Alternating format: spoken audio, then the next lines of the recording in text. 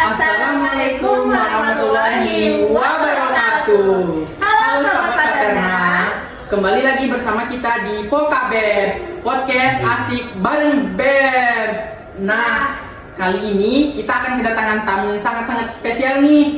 Kira-kira siapa ya? Mungkin dari KM Paterna sendiri ya. Aku penasaran nih siapa orangnya. Nah, kita tungguin. Itu aja kan sih? Nah, teman-teman, tamu yang spesial kita kali ini sudah memenuhi undangan kita. Nah, langsung saja. Yang pertama kita perkenalan singkat dari Mapres 2023 Fakultas Peternakan Universitas Andalas.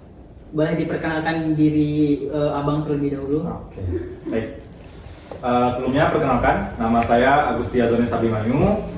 Bisa dipanggil Gusti, mahasiswa peternakan angkatan 2020 Universitas Andalas. Saya berasal dari Bengkulu, tepatnya Desa Paskerkap, Kecamatan Air Napal, Kabupaten Bengkulu Utara, Provinsi Bengkulu, Pulau Sumatera, Indonesia. Udah komplit tuh teman-teman. Nah, mungkin dari Provinsi Bengkulu, terus dari Desa Kakap ya Bang ya? Terkap. Bisa di komen nih, mana nih teman-teman yang dari Bengkulu. Nah, mungkin langsung saja ke poin-poin kita tuh Bang. Nah, jadi yang ingin kita tanyakan itu, bagaimana nih perasaan Abang ketika kemarin tuh sudah terpilih menjadi mahasiswa berprestasi Fakultas Peternakan. Nah, apa saja sih kiat-kiat Abang juga nih untuk menjadi mahasiswa berprestasi ini Bang? Gitu. Oke, pertama dari apa ya? Perasaan. Kalau perasaan yang jelas rasanya ya dari samping senang gitu kan, bahagia, ada kebanggaan. Tapi yang jelas ketika kita sudah mendapatkan yang namanya posisi masuk berprestasi, justru di situ tuh kita lebih dituntut lagi untuk ada suatu tuntutan situ, amanah yang sebenarnya diturunkan ke kita. Maksudnya gini, bagaimana cara kita untuk menjaga image kita, menjaga gelar tersebut agar benar-benar pantas di kita. Sebenarnya jujur kalau di saya sendiri itu kayak, masa sebenarnya masuk berprestasi itu apa ya? Masih jauh gitu dari kata-kata berprestasi. Mungkin masih banyak mahasiswa di luar sana, anak paterna yang lebih pantas di posisi ini kan. Tapi mungkin karena ada teknis, ada berbagai hal sifatnya alur gitu kan. Sehingga ya yang terpilih itu saya gitu kan. Saya yakin seperti mungkin di kawan-kawan ada yang ahli di debat gitu kan, ada ahli di kepenulisan, ada yang ahli di bagian mungkin bisa bilang di business plan gitu kan. Tapi ya ibarat kata ya namanya kesempatan gitu kan. Ketika kita berani mengambil kesempatan itu, nah itulah hasilnya. Nah, selanjutnya nih juga ada yang ingin bertanya Bang. Bagaimana nih motivasi Abang untuk mengikuti Mapres kali ini Bang? Oke, menarik ya. Nah, sebenarnya motivasi untuk mengikuti kegiatan Mapres, lomba atau sebagainya, ibarat kata kayak gimana cara kita eksis gitu kan. Nah, itu apa? Sebenarnya balik lagi ya seperti yang saya bilang tadi, itu apa yang kita lakukan itu basisnya ke Allah kan. Nah, di sini yang ingin saya tekankan itu ketika saya mengikuti sesuatu atau tampil di suatu tempat, itu adalah belajar adalah ibadah dan prestasi adalah dakwah. Nah, kenapa seperti itu?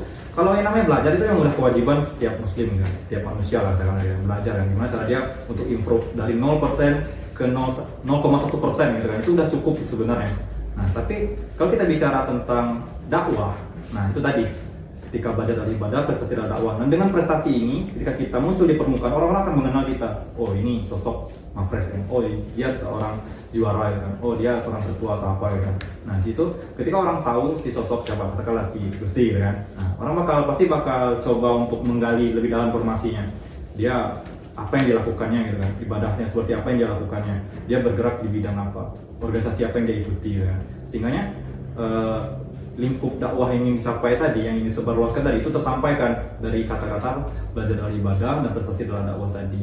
Sebab seorang muslim itu dia nggak harus stop diskusi di satu tempat saja gitu kan, berdakwah secara seperti ini atau gimana gitu kan, tapi dia harus menunjukkan daya saingnya, bagaimana cara dia bisa bersaing dengan orang-orang di luar sana. Bahwasanya anak-anak aktivis itu kan, itu berkata mampu bersaing gitu kan, menunjukkan kemampuannya, kapasitasnya, sehingga apa, balik lagi kebermanfaatan. Jadi ketika dia bisa mencapai sesuatu, ilmu dan prestasinya itu mungkin bisa disebarkan pengalamannya, seperti kayak sekarang ini kan. Nah itu kesempatan ya, terima kasih kepada anak BEM gitu kan yang udah ngasih panggung gitu ya berkata. Nah itulah peran dari belajar dalam ibadah dan prestasi dalam dakwah itu. Nah, mungkin dari teman-teman nih yang belum mengenali siapa sih mahasiswa berprestasi Fakultas Peternakan Universitas Andalas 2023. Nah, ini adalah Bang Agusti. Nah, beliau merupakan angkatan 2020 ya Bang ya? Iya. Berasal dari Bengkulu. Nah, pertanyaan kita selanjutnya nih Bang, ada nggak sih kesan dan pesan buat teman-teman kita yang di luar sana yang mungkin membutuhkan motivasi lah atau kayak buat sebagai Lanjut aja nanti dikat. Iya. Buat kayak bisa berprestasi juga yang mungkin tidak di akademik saja, bisa kita memberikan motivasi buat teman-teman gitu Bang.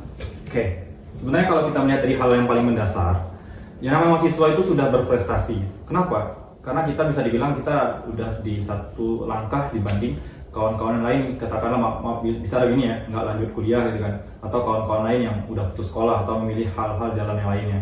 Nah disitulah, karena kita tahu kalau mahasiswa itu privilege-nya apa?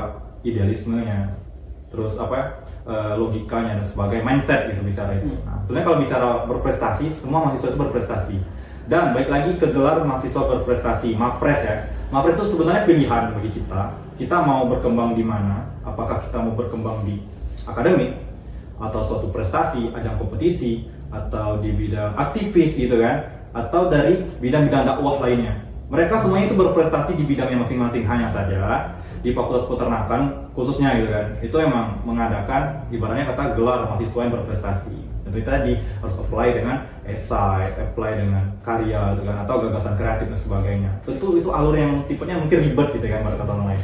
Nah, sebenarnya nggak bisa ditolak ukur sih masuk prestasi itu dari gelar tersebut. Tapi balik lagi, kita memilih di mana. Sebab kehidupan ini itu berbicara tentang pilihan. Gitu.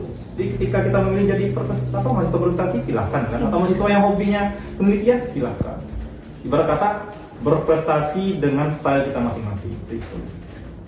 Nah, jadi teman-teman nih buat yang masih belum pede atas apa pencapaiannya, tidak usah malu-malu, kembangkan terus bakat teman-teman supaya bisa menjadi mahasiswa berprestasi untuk tahun berikutnya ya Bang ya. Nah, pertanyaan selanjutnya nih Bang, ada nggak nih tips-tips atau triks bagaimana nih cara kita membagi waktu antara kuliah dengan kegiatan kampus? Tentunya kan kita juga ada kegiatan kuliah, ada kegiatan kampus. Nah, bagaimana nih cara kita bisa mengatur waktu itu Bang? Oke, sebenarnya unik ya kalau bicara tentang membagi waktu. Jujur dari saya sendiri itu belum sepenuhnya handal dalam membagi waktu. Tapi kalau secara kasarnya, bagi waktu antara push dan rehat. Udah cukup itu saja. Kita nggak perlu 24 jam itu kayak belajar terus nggak. Atau cuma sekedar apa ibaratnya overthinking ujungnya kayak belajar dengan overthinking kan. Tapi kita harus tahu kapan kita harus berusaha, kapan kita ngejar target, kapan kita harus rehat, kapan kita berlari, kapan kita berjalan, kapan kita rebahan. Itu penting tuh. Kenapa? Karena istirahat itu sebagian dari proses kita menuju target. Jadi memang nggak bisa di skip yang namanya proses istirahat tadi. Nah, kalau saya gimana cara membaginya? Yang jelas kita harus ada skala prioritas gitu kan. Pasti udah pernah belajar ya, kan TD gitu kan. Iya. Nah, tuh. Yang namanya skala prioritas memang kita harus dahulukan. Misal, apa target utama kita di kuliah ini kan? Jelas apa wisuda ya kan. Mendapat gelar apa? SPT ya kan. Itu kali S1. Jadi apa kuliah tuh number one itu kuliah ya kan. Jadi mau kayak gimana pun ada jam kuliah atau ada jadwal praktikum itu lebih diutamakan dibanding kegiatan-kegiatan lainnya. Karena apa? Mungkin orang tua kita nggak tahu nih, kita di kampus sedang ikut BEM, di kampus kita masuk prestasi atau di kampus kita ikut lomba ini sebagainya, volunteer gitu kan. Yang orang tua kita tahu di kampung apa? Kita ke Padang, ke Unan itu sebagai mahasiswa kuliah, dia tahu IPK atau berapa gitu kan. Nanti tamat kapan? Itu dia nggak nanya kan. BEM-nya gimana, prokernya gimana, mungkin kan. Nah, itu. Jadi tetap utamakan dulu kuliah itu nomor 1. Nomor 2 apa yang menjadi prioritas kawan-kawan?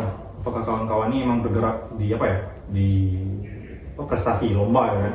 Jadi kawan-kawan memang harus mendata membagi waktu kapan kawan-kawan benar-benar fokus ke sana kan? Karena kalau bicara tentang prestasi itu dikejar dari kapan kita mencari. Nah, kalau saya sendiri gini, misal di bulan ini saya pengen ikut lomba ya kan? Lombanya apa? Kalau lomba bisnis plan, cari lomba apa yang kaitan ke bisnis plan, itu didata kapan deadline dan sebagainya, terusnya kayak gitu. Terus kapan lagi kita harus diskusi dan sebagainya. Jujur, kalau lomba itu benar-benar membuang itu membagi konsentrasi yang betul-betul luas. Tuh, beda kayak rapat organisasi kan, rapatnya kayak Rabu tok rapat di situ kan, diskusi di sana itu selesai kan. Kalau lomba tuh nggak, kita kejar deadline. Nah, maksudnya itu kadang dari pagi, siang, sore, malam fokusnya apa? Laptop gitu kan, ngerjain proposal kan, kayak gitu. Kayak contoh saya barusan kemarin kan ikut business plan gitu kan. Tuh. Terus apa lagi nih? Kita udah organisasi, lomba, apa lagi tadi? Kuliah, ibadah. Nah, ibadah itu penting. Karena apa? Yang namanya berkegiatan, kita berorientasi basisnya itu adalah ibadah, balik lagi ke Allah ibaratnya kan, kalau yang agama Islam gitu.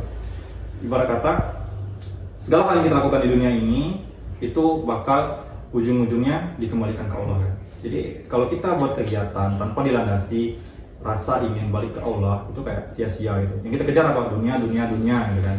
Ibarat kata dunia itu kayak bayangan. Kalau kita ngejar bayangan itu bakal menjauh. Tapi ketika kita mengejar cahaya, akhirat katakanlah gitu kan, bayangan bakal ngikut. Itu.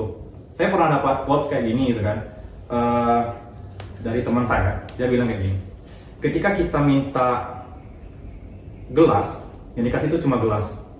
Tapi ketika kita minta air, yang dikasih itu apa? Air beserta gelasnya. Gelas dan air itu ibarat kata itu akhirat. Air itu akhirat dan gelas itu hanya dunia.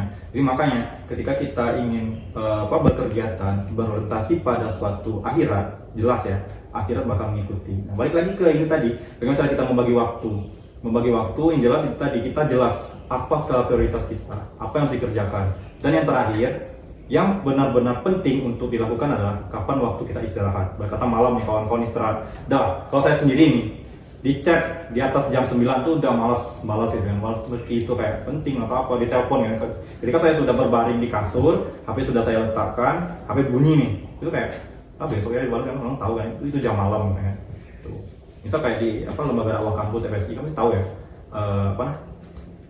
jam malam sejak 9 tuh kita emang nggak ada komunikasi lagi. Jadi apapun itu komitmen kerjakan sebelum jam 9 malam dan mulai dari jam 6 pagi. Tuh. Sebab ketika waktu istirahat itu diganggu, nah siap-siap lah besoknya itu kayak pasti ngantuk ya kan. Nah mending kita kayak meski kita berhenti sebentar, kita komitmen dengan waktu istirahat kita bisa berlari kencang ke depannya. Daripada kita berlari maraton tapi kesandung, capek, ngantuk, puyeng, pasti satu hari itu drop. Tuh. Kita harus tahu ya kapan kita harus push, kapan kita harus rehat. Itu kalau cara pembagiannya. Dan jangan sampai kebalik nih, karena kita kebalik kan, saking aktivisnya nih, kita sampai ngambil jatah di kelas atau apa gimana. Sebenarnya kan jatah kan pandai-pandai ya, kalau ibarat kata kayak di kuliah ini kan nggak sama di SMA kan, yang ngatur itu diri kita sendiri. Dan belajar pun sebenarnya nggak harus di kuliah di kelas kan, bisa di tempat lain. Jadi mungkin kalau kita nggak masuk kelas ngambil jatah nih, gimana caranya kita mengisi absen kita tadi itu? Maksudnya bukan absen titik absen ya, tapi waktu apa namanya itu? Misal dosen hari itu mengajarkan tentang sebuah mata kuliah mata gitu, kuliah, terus mengejarnya gitu lagi ya bang ya? Ya benar-benar seperti itu, di luar kan, atau bertanya ke kawan-kawan yang udah masuk. Sebab itu beban seorang aktivis kan, misal orang yang berprestasi, dia harus bisa membagi itu. Ketika dia tidak mampu membagi hal itu, berarti dia belum siap untuk menjadi seorang aktivis. Itu saja sebenarnya. Baik, mungkin tuh dari teman-teman buat motivasi dan tips dan juga trik buat teman-teman yang masih meragukan nih bagaimana cara membagi waktu buat kuliah, organisasi, kegiatan-kegiatan di luar seperti lomba. Nah teman-teman juga bisa dari teman-teman sendiri itu juga harus bisa pandai-pandai dari teman-teman lagi buat mengatur semua. Karena semua hal itu juga penting buat teman-teman. Karena nantinya setelah berkuliah teman-teman juga sangat berguna nih. Organisasi teman-teman, karya-karya teman-teman, kayak dari lomba itu sangat-sangat membantu teman-teman. Dari itulah nanti teman-teman bisa belajar. Pertanyaan selanjutnya nih bang, apa yang ingin abang dapatkan nih dalam karir dan pendidikan abang? Dalam karir dan pendidikan, kalau saya bicara tentang karir dan pendidikan tuh bagaimana cara kita untuk menjadi orang yang bermanfaat kan? Sebenarnya apa? Sebaik-baiknya manusia adalah manusia yang bermanfaat. Iya. Nah jadi di situ tuh kita bicara tentang kebermanfaatan, tentang sustainable gitu kan, kelanjutan. Bagaimana caranya generasi itu tidak putus di kita saja, ada generasi setelahnya. Berkata karir Gusti, perjalanan seorang Gusti Azones itu nggak selesai di Agusti Azones. Ada Agusti Azones yang lainnya bakal tumbuh juga ya. Apabila kita bermanfaat, seperti itu. Sebisa mungkin. Kalau bicara tentang karir kan, kalau karir gimana ya? Jadi itu bicara kita karena kita bergeraknya di dunia peternakan kan, apa yang bisa kita berikan ke daerah kita. Ujung-ujungnya apa? Kita bakal balik ke daerah kita sendiri. Nah. Mungkin kayak bicara boleh nih kita berangan-angan bakal kuliah keluar, kerja keluar, bagaimana kan? Tapi tanamkan di dalam diri kita, di kampung halaman kita, tempat kita lahir, tempat kita dibesarkan, itu kita mampu gitu, menaikkan strata atau derajat orang-orang di sana. Karena kita bicara kebermanfaatan itu tidak dari diri kita sendiri, tapi bicara tentang jamaah dan umat gitu. Sebenarnya amalan jamaah kita gimana? Nanti itu. Nah, mungkin sekian dari penyampaian dari Bang Agusti. Mungkin ada dari teman-teman yang ingin bertanya boleh dicantumkan di kolom komentar kita. Mungkin sekian podcast kita kali ini. Terima kasih telah datang ke podcast kami, Bang. Mungkin banyak kekurangan atau belum semaksimal lah gitu kan. Harap dimaklumi aja gitu, Bang. Mungkin sekian, Bang. Terima kasih. Wassalamualaikum warahmatullahi wabarakatuh. Waalaikumsalam. Harus dansa.